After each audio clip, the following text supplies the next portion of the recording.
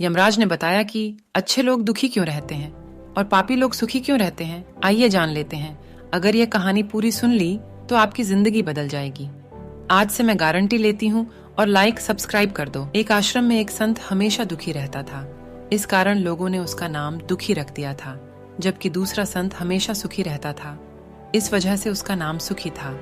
एक दिन दुखी संत ने अपने गुरु से पूछा कि मैं हमेशा दुखी क्यों रहता हूँ। एक लोक कथा के अनुसार पुराने समय दो संत हमेशा साथ रहते थे। दोनों एक ही आश्रम में रहते थे। एक का नाम सुखी और दूसरे का नाम दुखी था।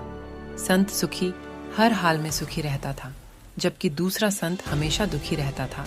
इस कारण उसका नाम दुखी रख दिया गया था। गांव के लोग अपनी परेशानियां लेकर इन संतों के आश्रम में आते थे। दोनों ही संत अपने अपने तरीके से परेशान लोगों को समाधान भी बताते थे। दुखी संत के समाधान भी बहुत अच्छे होते थे, जिनसे लोगों की चिंताएं दूर हो जाती थीं। दोनों ही संतों की जीवन शैली भी एक समान थी, लेकिन विचार एकदम अलग थे। दुखी संत अपने दुखों का कारण समझ नहीं पा रहा था। एक दिन वह अपने गुरु के पास गया और उनसे ये प्रश्न पूछा कि लोगों ने मेरे चेहरे के हाव भाव को देखकर मेरा नाम ही दुखी रख दिया है। मैं भी संत सुखी की तरह ही दैनिक पूजा पाठ करता हूँ, हर काम ईमानदारी से करता हूँ, फिर भी मेरे जीवन में दुख ही दुख क्यों है।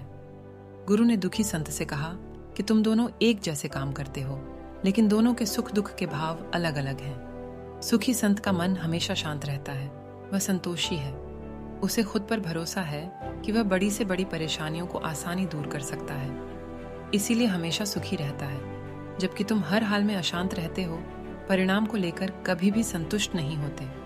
तुम्हें खुद पर भरोसा ही नहीं है, इस कारण तुम दुखी रहते हो। इस कथा की सीख यह है कि मन की शांति और आत्मविश्वास ही व्यक्ति को बड़ी बड़ी परेशानियों से बाहर निकाल सकता है। जिन लोगों का आत्मविश्वास कमजोर होता है, वे हमेशा दुखी रहते हैं। इसीलिए हमें खुद पर भरोसा करना चाहिए और मन शांत रखकर काम करना चाहिए, तभी सफलता मिलती है और सुखी रह